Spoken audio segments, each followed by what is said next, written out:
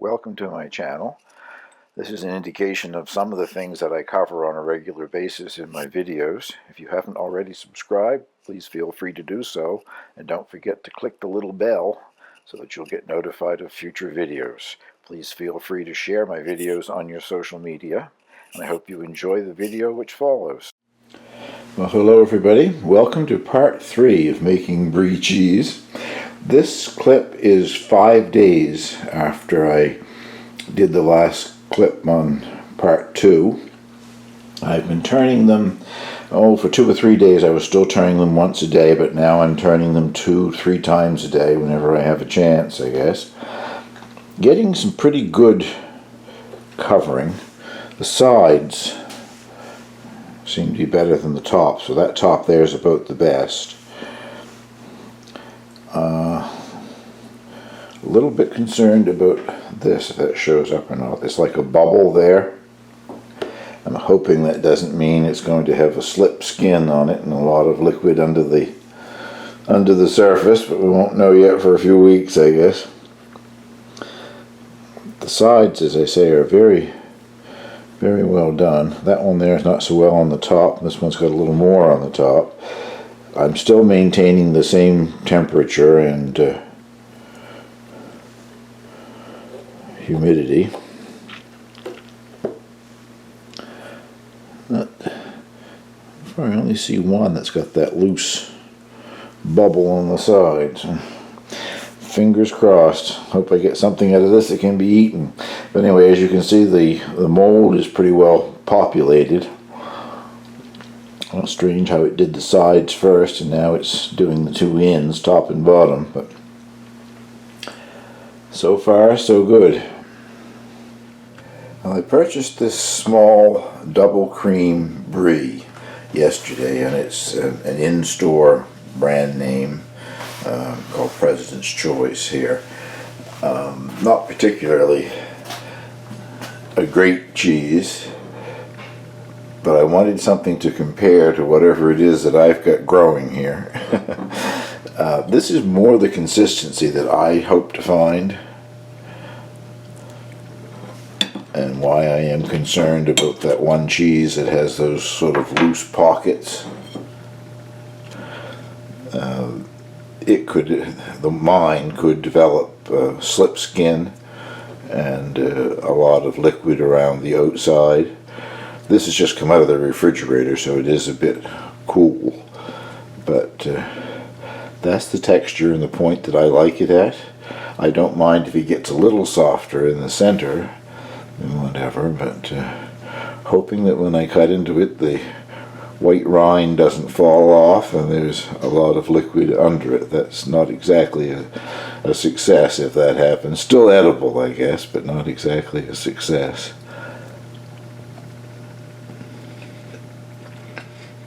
This has a decent flavor, but I've had better, and hopefully mine will be better.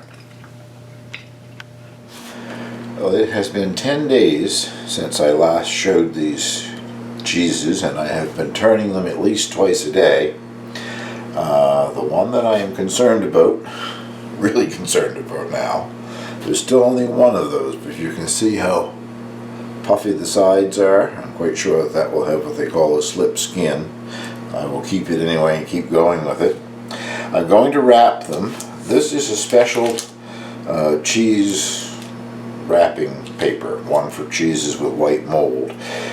There's a dull side, which is actually paper, I guess, and a shiny side, which is plastic. And you put the dull side next to the cheese. An intelligent paper, evidently.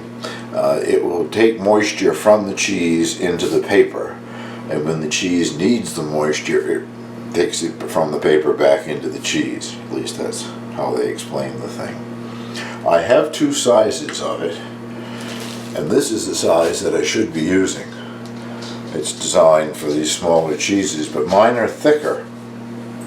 These are supposed to weigh 8 ounces, and I just weighed all 4 of them, and they're roughly around 13 ounces each, so they're taller, and if I used that paper I would have to double it, so I'm doing overkill here, I guess. Wrapping a round object in square paper. There must be a way of making it look nice, but this will look a lot like one of my Christmas packages when I get it wrapped.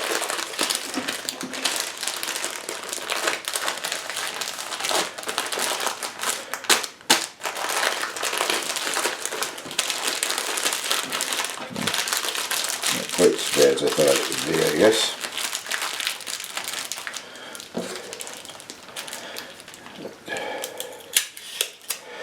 Now the cheese fridge has been turned down to 40 degrees Fahrenheit.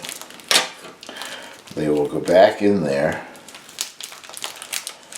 and I'm going to try one in a week, probably this one, the first one that I've wrapped.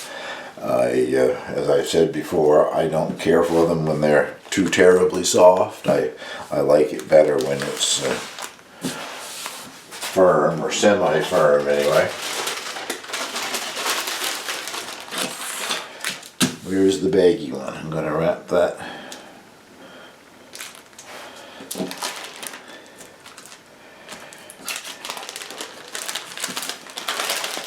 I'll still eat it if it turns out like I think it's going to turn out, but it isn't what I like, and it's not what a Brie is supposed to look like. It's not supposed to be that much liquid, and it is not supposed to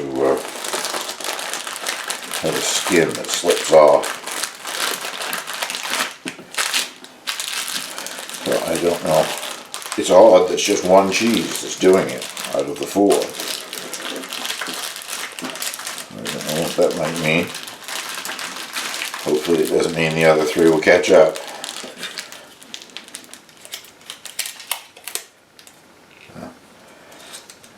Have my usual lock with sticky tape.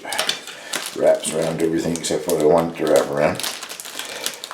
Well, that's two of them wrapped. I'll show you what all four look like when I get them finished here. Well, there they are wrapped and ready to go in the fridge. Cheese fridge at 42 degrees Fahrenheit, I guess, or as close as I can get it to that. And it stipulates that this lower temperature and having them wrapped will stop or slow down the development on the outside edges of the cheese and cause the center, the enzymes, to move in closer to the center and soften that area. So, as I said, I plan to try it in a week's time, and it'll be part of this same video. I'll just keep this going until I've tried one of these things. I've written on a couple of them. This is the baggy one. I put SS on that for slip skin. I think that's what's going to happen. And I like the looks of this one the best of any of them, so I put first on that. That's the one that I'm going to try in a week's time. So I'll see you in another week after I have turned these every day at 42 degrees. Well, it has been a week in the cheese fridge, wrapped and turned every day. And now I want to try one, just to see what I think of it, whether or not it's ready for me at the way that I like it anyway.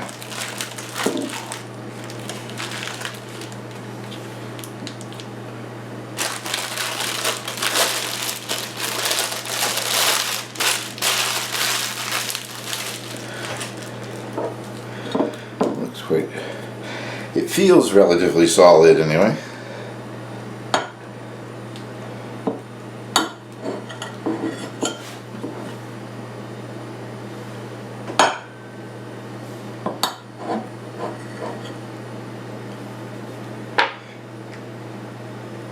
Well,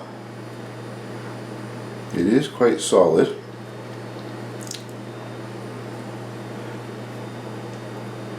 Starting to get a little soft here at the top though.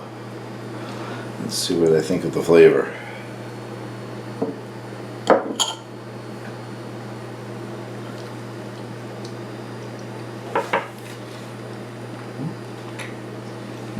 Yeah, it's very good.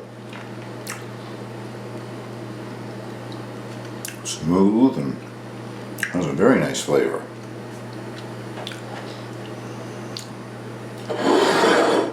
Maybe you can see the cut there a little better.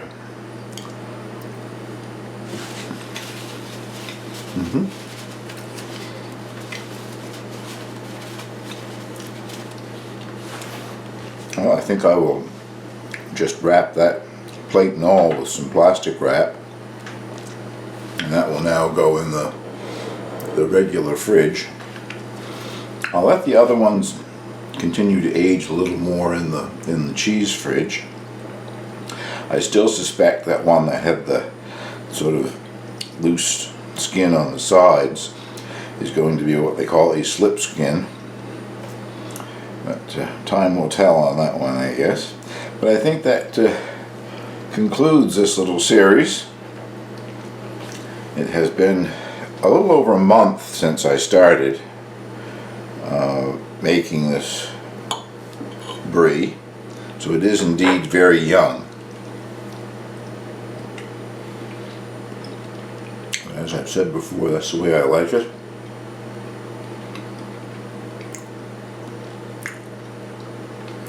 I hope you've enjoyed this.